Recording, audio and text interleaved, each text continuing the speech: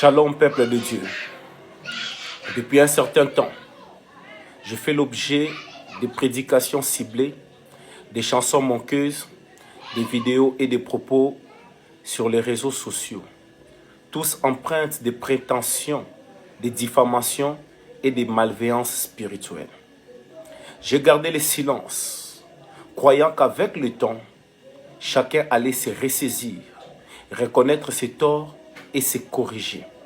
Malheureusement, les attaques continuent avec de plus en plus de violence. Mais comme le disait le prophète William Branham, si quelqu'un dit des choses fausses sur vous et que vous ne réagissez pas, alors vous les avez approuvées. Je prends donc aujourd'hui la parole, non par orgueil, ni par amour des querelles, mais pour rétablir la vérité et clarifier certaines choses devant Dieu et devant les hommes. Et donc, je m'adresse ici au frère Grace Mutombo de l'église Sublime Tabernacle, suite à des multiples sorties médiatiques truffées de contre-vérités, de jugements hâtifs et des propos diffamatoires à mon encontre. Celui qui répand la calomnie divise les amis. Proverbe 16, 28. Premier point. À propos de cheveux rasta et du style de mes filles et garçons d'honneur. Tu t'es longuement appesanti sur l'apparence de mes invités, leur coiffure, leur style vestimentaire et leur posture.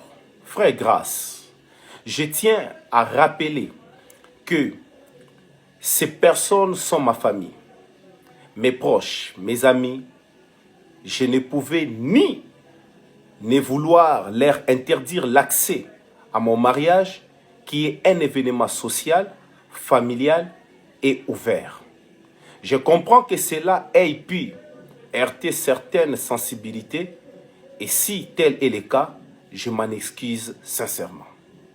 Mais je refuse qu'on juge des gens uniquement sur leur apparence. Ne jugez pas selon l'apparence, mais jugez selon la justice. Jean 7, 24. Tu sembles oublier que dans tout mariage, il y a des croyants et des non-croyants, parents païens, collègues, voisins. Je ne pouvais pas imposer à tout le monde la discipline stricte de l'ensemble. Pire encore, tu condamnes des personnes que toi-même tu engages dans tes productions musicales.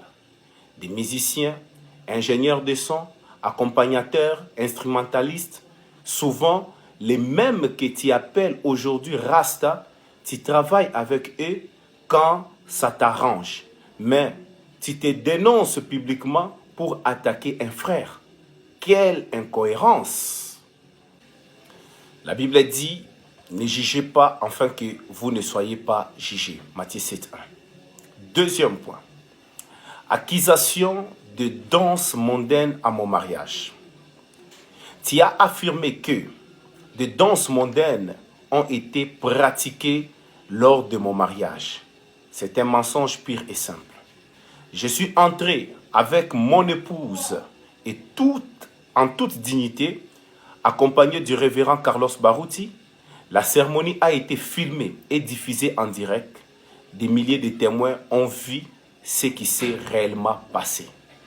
Ton accusation est donc fausse, infondée et mal intentionnée. Tu ne porteras point de faux témoignages contre ton prochain. Exode 20, 16. Troisième point. À propos de notre conversation téléphonique, après ta vidéo sur les rastas et les danses mondaines. Cette mise au point n'est pas motivée simplement par tes attaques me qualifiant de pasteur de SMS ou par tes moqueries envers mes convives lors de mon mariage. À ce genre de comportement des branhamistes toxiques, je suis déjà vacciné et je n'ai même pas le temps de réagir sur ça. Si je prends aujourd'hui la parole, c'est parce que ta démarche après ta vidéo du 2 juillet 2025 est allée bien plus loin. Et voici les faits. Ce qui me déçoit profondément, c'est la manière dont tu as déformé notre échange en les présentant à ton assemblée. Dans ton église, tu as affirmé que tu m'avais présenté la parole au sujet des prétendus égarements de ma part et que j'avais reconnu mes torts allant jusqu'à te présenter des excuses, notamment pour des attaques que j'aurais faites contre toi sur les réseaux sociaux. La vérité, c'est que je ne sais pas quand ni où j'ai jamais parlé de toi, ni directement, ni indirectement sur les réseaux sociaux. Par contre, c'est toi qui, à travers tes publications et tes vidéos, passes ton temps à m'attaquer ouvertement ou subtilement. Pendant notre conversation téléphonique, à laquelle j'ai consenti uniquement par égard pour le frère Bill Désert, je t'ai brandi de preuves claires de tes insinuations et accusations répétées. D'abord, tu as nié que ta vidéo contre les Rastas soit récente, présentant qu'elle datait de longtemps. Tes disciples ont même propagé l'idée qu'il s'agissait d'une vieille vidéo. Mais quand on t'a confronté à la réalité, tu as changé de discours, tu as cherché à minimiser, puis tu as demandé pardon. Mais surtout, et c'est le cœur même de cette mise au point, tu as reconnu publiquement avoir eu tort en me qualifiant de pasteur de SMS au lieu de pasteur du message, allant jusqu'à me traiter de faux révérend. Ce sont des accusations graves et tu as finalement admis ton erreur en demandant pardon. Malheureusement, tu n'as jamais rapporté cette version devant ton assemblée, préférant livrer une interprétation tronquée qui te dédouane et me condamne. Tu as même prétendu que mon épouse t'aurait demandé pardon. C'est faux. C'est toi qui as demandé à lui parler pour chercher une bonne communion. Elle ne te connaît pas et ne connaît pas nos problèmes. En quoi devait-elle te demander pardon? Enfin, tu affirmes que j'aurais dû vouloir communier dans ton assemblée. Encore une contre-vérité.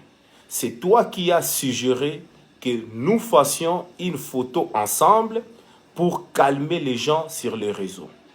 Je n'ai jamais dit vouloir venir communier chez toi. Je précise ici devant tous que j'ai l'enregistrement complet de notre conversation. La Bible dit que votre oui soit oui et que votre non soit non. Matthieu 5, 37. Quatrième point.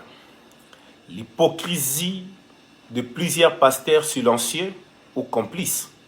Je dénonce ici l'hypocrisie de certains pasteurs qui me soutiennent en privé par message, mais qui en public soutiennent ou tolèrent les diffamations. Certains me disent même en privé qu'ils auraient préféré se marier à d'autres personnes et qu'ils regrettent leur choix actuel. Mais en public, ils se lient avec ceux qui, par ignorance, m'insultent. D'autres m'ont même soutenu avec des citations, mais en public font semblant et affichent une neutralité hypocrite.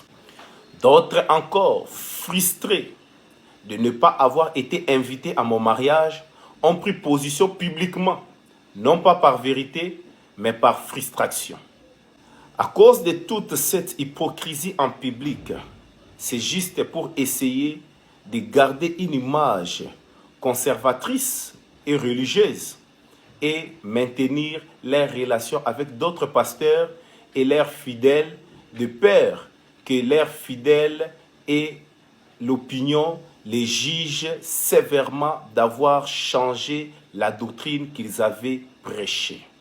À vous tous, je vous rappelle, la lèvre véridique est affermie pour toujours, mais la langue fausse ne subsiste qu'un instant. Proverbe 12, 19. Cinquième point. Ma vie privée n'est pas un sujet de baise. Mon mariage n'est ni une plateforme politique, ni un défi religieux, ni une stratégie de visibilité. C'est l'union sacrée de deux âmes qui s'aiment, bénies par Dieu devant les hommes et les anges. Respectez la vie privée des autres, tout comme vous voulez que la vôtre soit respectée.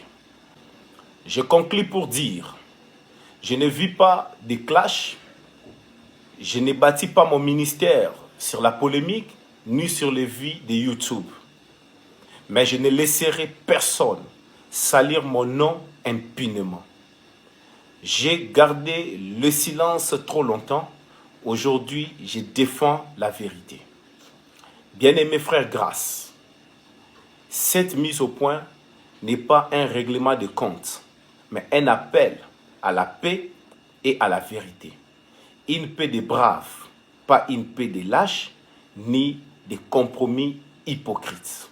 Frère Grâce, je te laisse le libre arbitre de choisir entre une réconciliation authentique et sincère ou une apparence de bonnes relations basées sur l'hypocrisie. Je reste disponible. Frère Branham dit, la plus grande victoire que vous pouvez remporter, c'est de vous vaincre vous-même. Recherchez la paix avec tous et la sanctification sans laquelle personne ne verra le Seigneur. Hébreux 12, 14. Philippe Sissioté béni. Merci.